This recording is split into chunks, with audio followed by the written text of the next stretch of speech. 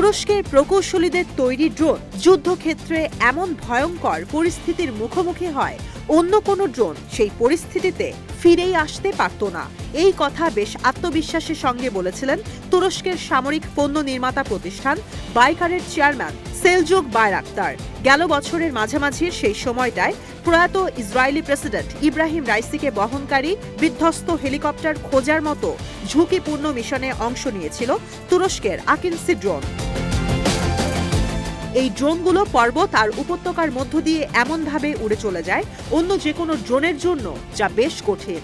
গেল বছরের ডিসেম্বরে বাইকারের প্রধান প্রযুক্তি বিষয়ক কর্মকর্তা সেলজুক বাইরাক্তার আবার বলেন, 2004 সালে যখন তারা ছোট আকাশযান তৈরি করে তখন এটি নিয়ে সারা বিশ্বে কারো কোনো ধারণাই ছিল না, অথচ এখন মনুষ্যবিহীন আকাশযানের 65% নিয়ন্ত্রণ করছে আঙ্কারা। বিশ্বের সর্বাধিক ড্রোন প্রস্তুতকারক দেশগুলোর একটি তুরস্ক। এই বাইকার কোম্পানিরই তৈরি আলোচিত ড্রোন বাইরাক্তার TB2।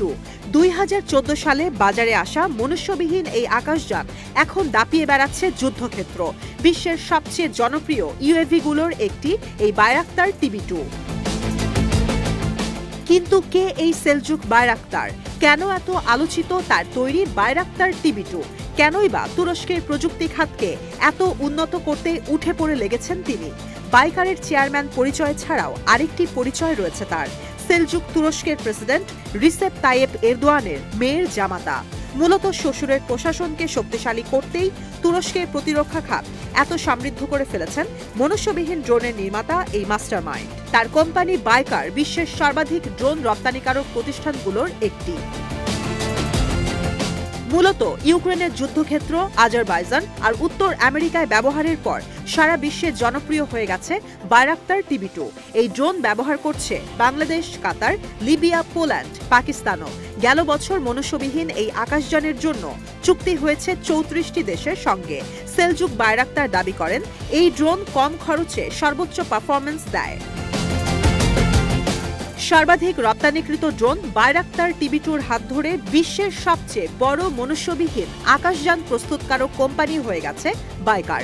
গেল 3 বছর ধরে বাইকার বিশ্বের বৃহত্তম ড্রোন কোম্পানি। সেলজুক বাইরাক্তারের দেয়া তথ্য অনুযায়ী যুক্তরাষ্ট্রের তুলনায় তুরস্কের UAV খাত 3 গুণ বড়। আত্মবিশ্বাসের সঙ্গে এরদোয়ানের মেয়ের জামাতা বলেন, বাইকার আগামীকালের জন্য ড্রোন প্রস্তুত করে, আজকের জন্য নয়, গতকালের জন্যও নয়। তার প্রতিষ্ঠান বাইকার 2023 সালে নিয়ে এসেছে বাইরাক্তার TB3। এই UAVর বিশেষত্ব, এটি ছোট রানওয়ের জাহাজ থেকে উড্ডয়ন আর জাহাজে অবতরণ করতে পারে। এই ড্রোনের উৎপাদন বাড়িয়ে দিয়েছে বাইকার। বিশ্বের আকাশযানের বাজারে নেতৃত্ব দেয়া প্রতিষ্ঠান বাইকার 2024 সালে বিক্রি করেছে $180 কোটি সামরিক পণ্য। এর মধ্যে 90% ড্রোনই দেশের বাইরে রপ্তানি হয়েছে। TB2 আর TB3-র পাশাপাশি প্রথমবারের মতো মনুষ্যবিহীন ফাইটার জেট কিজিল এলমা তৈরি করেছে বাইকার।